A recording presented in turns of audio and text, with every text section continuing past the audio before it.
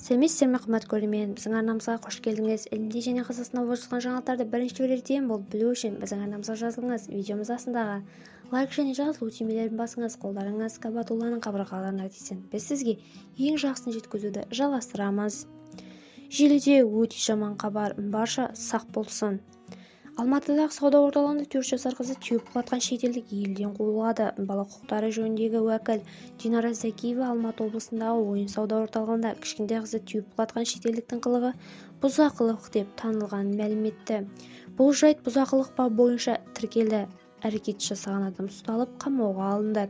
Бұл факт бойынша сот шешімі күшіне енгеннен кейін тұлғаны Қазақстан Республикасы шекарасынан шығаруға бағытталған сот процесі басталады, деді Зәкиева. Сондай-ақ ол қазіргі таңда заңнамада балаларға қатысты қылмыстың осындай құрамына байланысты бап жоқ екенін атап өтті.